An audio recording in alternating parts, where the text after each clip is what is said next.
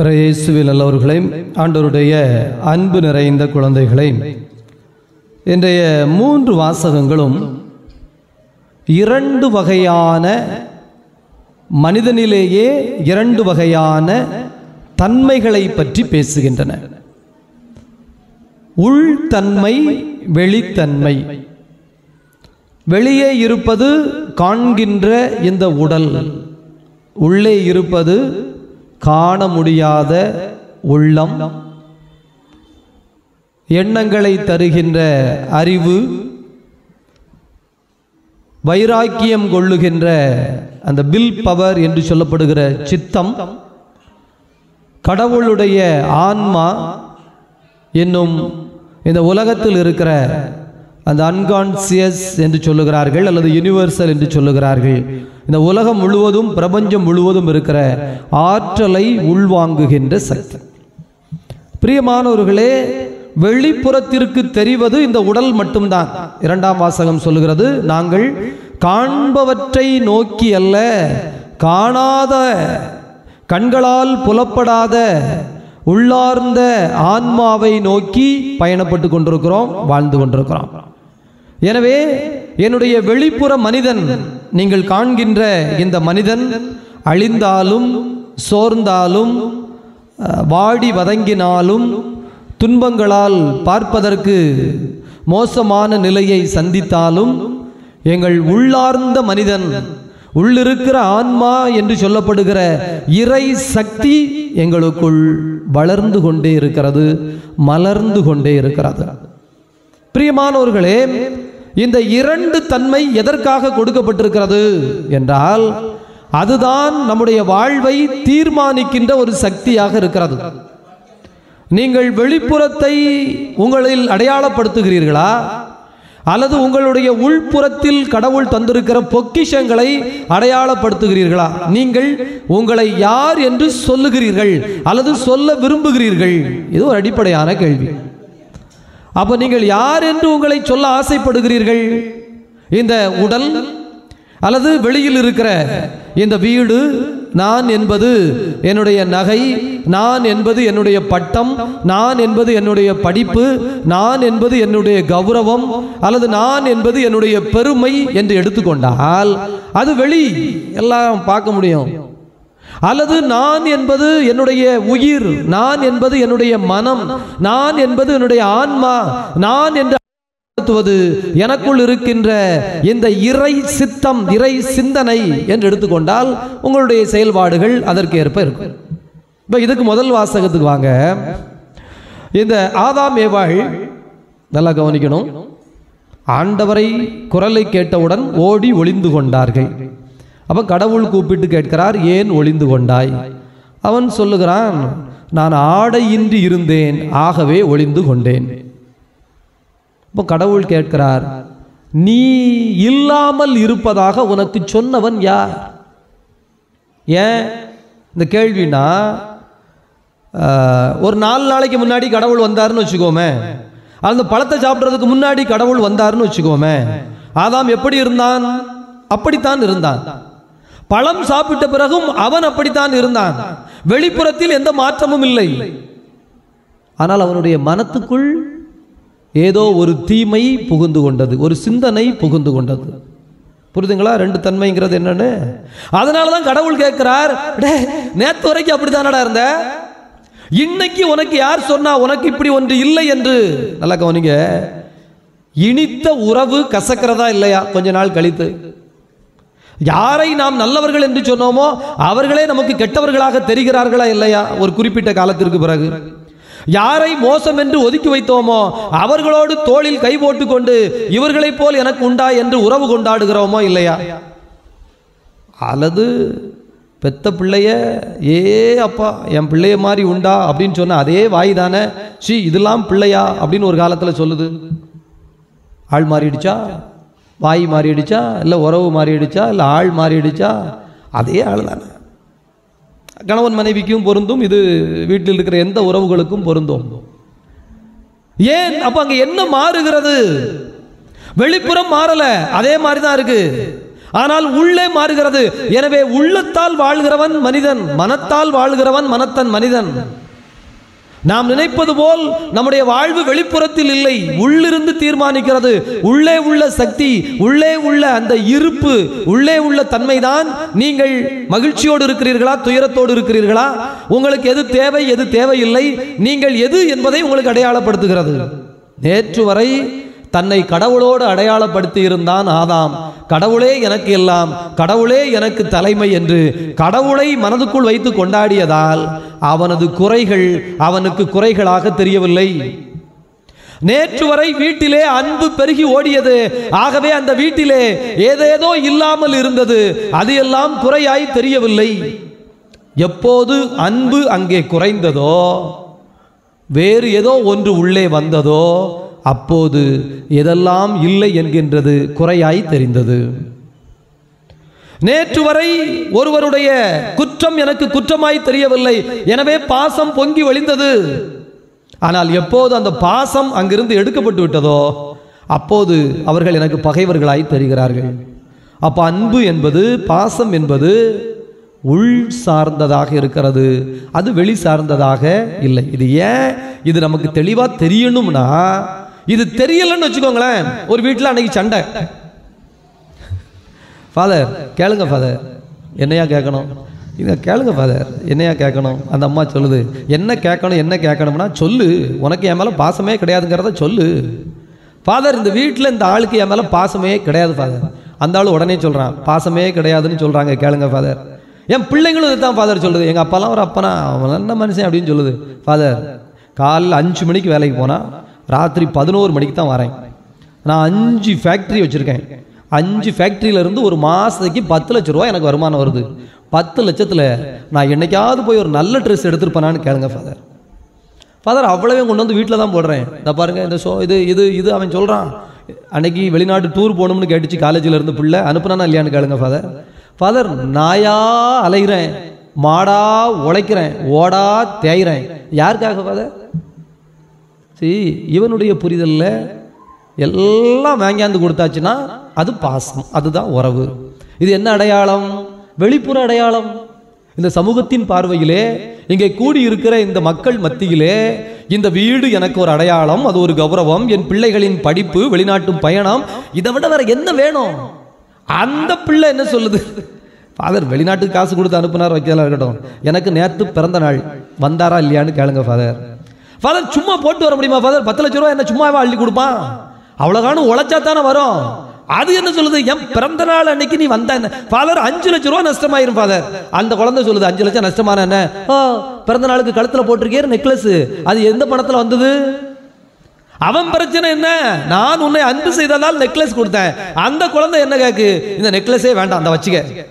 இப்போ சொல்லு ஃபாதர், அப்புறம் போன பிறகு திட்டம், ஒரு ஃபங்க்ஷனுக்கு போட்டு போகிறதுக்கு நல்லா இல்லைன்னு. ஏன் நீ நெக்லஸே வேண்டாம், கொண்டு போய் வச்சுட்டு வா. ஆனால் என் பிறந்த நாளுக்கு நீ என் கூட இரு, போதும், என் கூட டைம் ஸ்பெண்ட் பண்ணி, என் கூட பேசு, என்னை அன்பு செய், என்னோடு பாசம் காட்டு. பாசம் காட்ட போய் தானே கழுத உனக்கு இவ்வளவு வாங்கி தராங்க. இவனுடைய அடையாளம் வெளிப்புற அடையாளம், அந்த குழந்தை கேட்பது உள்ளார்ந்த அடையாளம். ரெண்டுக்கு உள்ள வித்தியாசம் புரியுதா? ஆண்டவர் கேட்பது உங்களுடைய உள்ளத்தை. மனிதனோ வெளிப்புறத்தை பார்க்கிறான், ஆண்டவரோ உள்ளத்தை பார்க்கிறார். எனவேதான் சொல்லுகிறார், உங்கள் உள்ளம் என்னை முதன்மைப்படுத்தி வைப்பதாக. அதுதான் ஃபர்ஸ்ட். மற்றதெல்லாம் தேவையில்லை. நீ ஒசையா புத்தகம் அதே மாதிரி நீங்க வாசித்தீங்கன்னா சொல்லுவாரு, நீ கொடுக்கிற காளை மாட்டையா கேட்கிறேன் அல்லது கொழுப்பையா கேட்கிறேன், நீ கொடுக்கிற தங்கத்தையும் வைரத்தையும் பொன்னையுமா கேட்கிறேன், இதெல்லாம் நாம் படைச்சது இல்லையா? கடவுளுடைய கேள்வி. இதெல்லாம் நான் படைச்சது, இதெல்லாம் காணிக்க கொடுத்துட்டு நான் கடவுள்கிட்ட பாரு பெருசா அள்ளி கொடுத்துட்டேன்னு சொல்லாத. உன் உள்ளம், உன் உதட்டால் என்னை புகழ்கிறாய், உன்னுடைய உள்ளமோ வெகு தொலைவு இருக்கிறது. எசையா புத்தகம். உன்னுடைய உள்ளத்தால் என்னை அன்பு செய்கிறாயா? உன்னுடைய உள்ளத்தில் என்னை முதன்மையாய் வைத்திருக்கிறாயா? அதைத்தான் கடவுள் கேட்கிறார். எனவே இந்த உள்ளே வெளியே விளையாட்டு கடந்த வாரத்தோடு முடியவில்லை, விஞ்ஞானத்தோடு முடிவதல்ல. அதைத்தான் போன வாரத்தினுடைய மறையுரையின் தொடர்ச்சியாகவே நீங்கள் பார்க்க வேண்டும். ஆண்டவர் நம்மை தீர்மானிப்பது நம்முடைய உள்ளம், நம்முடைய மனம், நம்முடைய ஆன்மா, நம்முடைய உயிர், நம்முடைய எண்ணங்கள், நம்முடைய சிந்தனைகள். இதிலே இறைவன் நிறைந்திருக்க வேண்டும். இதிலே இறைத்தன்மை பொங்கி நிற்க வேண்டும். அப்படி இருந்தால் ஆண்டவருடைய அன்பு. இதைத்தான் முதல் வாசகத்துக்கு போகிறோம். ஆதாமின் வெளிப்புறத்தில் எந்த மாற்றமும் இல்லை, ஆனால் உள்புறத்துக்குள் தீமை நுழைந்தது, சாத்தான் நுழைந்தான். அதனால் அவனுக்குள் பயமும் அச்சமும் வந்தது. இப்ப நற்செய்தி வாசகத்திற்கு வாங்க. அதைத்தான் ஆண்டவர் சொல்லுகிறார். இதோ தனக்கு எதிராக பிளவுபடும் எந்த அரசும் தானே வீழ்ந்து போகும். நீங்க அரசின உடனே ரெண்டா பார்க்க கூடாது. உங்களையே பாருங்க, நீங்களே உங்களுக்கு விரோதமா இருக்கிறீங்களா இல்லையான்னு, உங்களுக்கு தீமையானதை நீங்களே செய்றீங்களா இல்லையான்னு யோசித்து பாருங்க. உங்களுக்கு வேண்டாத காரியங்களை நீங்களே இழுத்து போட்டுக்கொண்டு ஐயோ துன்பத்தில் மாட்டிக்கொண்டேன் என்று சொல்லுகிறீர்களா இல்லையா? உங்களுக்கு நடக்கிற எல்லா துன்பங்களும் நீங்களே வருவித்துக் கொண்டதுதான். எனவேதான் இயேசு சொல்லுகிறார், இதோ நீங்கள் வலியவனை கட்டினால் அன்றி அவனுடைய வீட்டிற்குள் நுழைய முடியாது. வலியவன் என்பவன் யார் தெரியுமா? இங்க ஐம்பூதம் சொல்றான்ல, இந்த ஐம்புலன்கள், கண், காது, நாக்கு, செவி, மூக்கு, நம்முடைய உடல். இந்த ஐம்பூதங்கள் அல்லது ஐம்புலன்கள் சொல்றாங்கல்ல. நம்முடைய கண் நமக்கு பவர்ஃபுல்லா இருக்கு. அது விரும்பியதை, அது பார்ப்பதை மனம் விரும்புகிறது. எதெல்லாம் பார்க்கிறோமோ, எதெல்லாம் நல்லா தெரியுதோ, எதெல்லாம் உயர்ந்ததா தெரியுதோ அதெல்லாம் எனக்கு வேணும் அப்படின்னு ஆசைப்படுகிறது மனம். கண்களுக்கு அடிமைப்பட்ட மனத்தை வைத்திருக்கிறோம். அல்லது சுவை. எத்தனை வீட்டில் சாப்பாட்டு சமாச்சாரமா சண்டை நடக்கா இல்லையா? ஓடிக்கிட்டே இருக்கா இல்லையா? சும்மா வெறும் சாப்பாட்டுக்காக மட்டும் இல்லை, சுவைப்பதற்கான வாழ்க்கையில் கிடைக்கவில்லை என்றால் குடி இடி எல்லாம் அதில் தான் சேரும். அதற்காக எத்தனை குடும்பங்களிலே சண்டை, நாவை கட்டுப்படுத்த, பேச்சை கட்டுப்படுத்த. அதே போல தன்னுடைய உடலை கட்டுப்படுத்த முடியாததால் எத்தனை குடும்பங்களில் சண்டையும் சச்சரவும். இந்த ஐம்புலன்களும் நம்மை ஆளுகிறது. கண்டதே காட்சி, கொண்டதே கோலம். அவ்வளவுதான். உலகம்னா என்ன? எல்லாம் பார்க்கறதெல்லாம், வெளியில பார்க்கறதெல்லாம் வாங்கி குமிக்கணும். அப்படி இல்லைன்னா அந்த வீட்டில் சண்டை, ஓயாத சண்டை. பிரியமானவர்களே, இங்கே தான் ஆண்டவர் சொல்லுகிறார், இந்த ஐம்புலன்களையும் நீ கட்டினால் ஒழிய உன்னுடைய வீட்டிற்குள் நீ போக முடியாது. உன்னுடைய உரிமை சொத்தை நீ கொண்டாட முடியாது. உன்னுடைய ஆன்மா அல்லது உன்னுடைய மனம் உன்னுடைய கட்டுப்பாட்டுக்குள் வராது. உன்னுடைய மனம் உன்னுடைய கட்டுப்பாட்டிற்குள் இருக்க வேண்டும் என்றால், சும்மா கடை, இது வேண்டாம் என்று கண்கள் பார்ப்பதற்கு நோ சொல்ல தெரிய வேண்டும். மனம் அதை விரும்பாது இருக்க இந்த ஐந்து புலன்களும் எதையெல்லாம் தேடி ஓடுகிறதோ அதையெல்லாம் ஒதுக்கி வைத்துவிட்டு உள்ளே இருக்கிற இறைவன் சொல்லுகிற மனச்சான்றை, நமக்குள் இருக்கின்ற ஆன்மா சொல்லுகிற வார்த்தைக்கு செவி கொடுக்க வேண்டும். எனவேதான் இரண்டாய் நிற்கிறோம். உள்ளே ஒரு விருப்பம், வெளியிலே ஒரு விருப்பம். பிள்ளைங்களெல்லாம் நல்லா வளர்க்கணும், பாசமா ஆசீர்வாதமா வளர்க்கணும் அப்படின்னு ஒரு நினைப்பு இருக்கு. ஆனா என்ன செய்யறோம்னு நமக்கே தெரியறதில்லை. தெரியாம நம்ம என்ன செய்யறோம்? சின்ன வயசுல அது சின்ன பிள்ளைங்கன்னு சின்ன வயசுல தறிகட்டு ஓட விட்டுறோம். அந்த குழந்தையே ஒரு 5 வயசு 10 வயசு வந்த பிறகு அதை கூப்பிட்டு கண்டிக்க முயற்சி செய்கிறோம். அதற்கு பிறகு அந்த கண்டிப்பு எடுபடுவதில்லை. ஏன் எடுபடுவதில்லை? ஏற்கனவே ஒரு தீமை அங்கே விதைக்கப்பட்டு விட்டது, கொடுக்கப்பட்டு விட்டது. அவர்கள் தங்கள் புலன்களுக்கு ஏற்ப ஆசைப்பட்டதையெல்லாம் அனுபவிக்கின்ற அல்லது பெற்றுக்கொள்ளுகின்ற, அதற்காக பிடிவாதம் பிடிக்கின்ற ஒரு உள்ளம். பிடிவாதம் என்ன? 10 வயசுல 15 வயசுல திடீர்னு வரப்போது? இளம் வயதிலேயே இதுதான், இப்படித்தான், இதுதான் இறைவனின் திட்டம். உன் உள்ளத்தில் இறைவனை வைத்துத்தான் வாழ வேண்டும். கடவுளுக்கு முதலிடம் கொடுத்துத்தான் நீ வாழ வேண்டும். இறைவனை உன்னுடைய உள்ளத்தில் வைத்துத்தான் வாழ வேண்டும் என்று சொல்ல வேண்டும். நம்ம அப்படி சொல்லல. அதனால சின்ன வயசுல பார்த்தா பிள்ளைகளுக்கு நம்ம தெய்வம். இந்த 2ஆம் கிளாஸ் 3ஆம் கிளாஸ்ல அடிக்கடி ஸ்கூல்ல சண்டை வரும். என்ன தெரியுமா சண்டை வரும் பசங்களுக்கு இடையில? ஏமல அவன் அடிச்சுட்டு அப்படின்னு கேட்டா, இவன் எங்க வீட்டில் எங்க அப்பாவை பத்தி எங்க அம்மாவை பத்தி கெட்ட வார்த்தை பேசினா அதனால அடிச்சேன் அப்படின்னு சொல்லி சண்டை போட்ட சண்டை நிறைய உண்டு. எத்தனாம் கிளாஸ் வரைக்கும் இந்த சண்டை நடக்கும் தெரியுமா? அதிகம் போனா 4ஆம் கிளாஸ் வரைக்கும் நடக்கும். அதுக்கு மேல உள்ளதெல்லாம் இந்த சண்டை வராது. அதுக்கு பிறகு இந்த பையனே அவங்க அப்பாவையும் அம்மாவையும் கெட்ட வார்த்தை சொல்லி அவனே திட்ட ஆரம்பிச்சிருவான். இல்லை 2ஆம் கிளாஸ் படிக்கும் போது இந்த பையன் இன்னொரு பையன் அசிங்கமா வீட்டை பத்தி பேசினான்னு தானே சண்டை போட்டான். இப்ப இதே பையன் ஏன் அசிங்கமா பேச ஆரம்பிச்சிட்டான்? சிக்கல் எங்க இருக்கு நமக்கு புரியுதா? உள்ளார்ந்தது இளமையா இருந்தது. அடுத்து வளர்ந்து வரும்போது அவன் பார்க்கறான், உங்களை பார்க்கறான், நீயே சரியில்லையே, நீயே கரெக்ட் இல்லையே, நம்ம வீட்டில் யாரும் அப்படி ஒன்றும் யோக்கியமா நிலையா இருந்த மாதிரி இல்லையே, உள்ள ஒன்று வச்சுக்கிட்டு வெளியில ஒன்று பேசுறாங்களே, உண்மையை பேசுன்னு சொல்றாங்க. ஆனா எங்க வீட்டில் இருக்க ஆட்கள் உண்மை பேசுறது இல்லை. அப்ப இவனும் மெதுவா எதை பழகி கொள்கிறான்? பொய் பேச பழகி கொள்கிறான். நீங்கள் உங்கள் குழந்தைகளுக்கு சில அறிவுரைகளை கொடுக்கிறீர்கள். அந்த அறிவுரைகள் உங்கள் வாழ்க்கையில் நீங்கள் கடைபிடித்ததாக அவங்களுக்கு தெரியவில்லை. அவர்கள் எதை கடைபிடிப்பார்கள்? நீங்கள் சொன்ன அறிவுரைகளையா அல்லது உங்கள் வாழ்க்கையில் பார்த்ததையா? அவனும் உங்கள்கிட்ட இருந்து திருட்டுத்தனங்களை கத்துக்கிறான் இல்லையா? அந்த பிள்ளைங்களும் கத்துக்குதா இல்லையா? நம்ம சின்னதா செய்வோம், அவங்க பெருசா செய்வாங்க, அவ்வளவுதான் வித்தியாசமே தவிர நம்ம செய்யாததை அவங்க என்ன செய்ய மாட்டாங்க. நமக்கு இப்ப என்ன கோபம் வரும்? நான் எப்பவாச்சும் ஒரு பொய் சொல்லுவேன் சாமி, இந்த கழுதைக்கு வாய் திறந்தாலே பொய். உன் வயசுக்கு உன் காலகட்டத்துக்கு நீ எப்பவாவது பொய் சொல்றதுக்கு தான் பழகுன. அவன் பொய்யை பிடிச்சுக்கிட்ட பிறகு பொய்யை மட்டும்தான் பேச பிடிச்சிருக்கான். இப்ப நீங்க சண்டெல்லாம் போட முடியாது. ஏன் நீங்க ஒரு நாளைக்கு 4 பொய் சொன்னா உன் பிள்ளையும் 4 பொய் தான் சொல்லணுமோ? ஃபாதர் பொய் சொன்னா பரவாயில்ல ஃபாதர், ஏன்டே சொல்றான் ஃபாதர், இதுதான் சண்டை. அவன் யார்ட்டையாவது பொய் சொல்லியிருந்தா எனக்கு பிரச்சனை கிடையாது. யார்கிட்ட பொய் சொன்னதுனால சண்டை.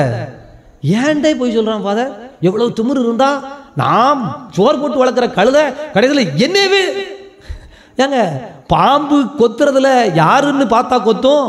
பாம்பாட்டியவும் கொத்தத்தான் செய்யும். நீ பாம்பாட்டி, பாம்பு வளர்த்தனா கொத்தத்தான் செய்யும். எல்லாரையும் கொத்தும் போது உனக்கு சிரிப்பு வந்தது இல்லை, கடைசியில் ஒன்னே கொத்தும் போது நீ என்ன செய்யணும்?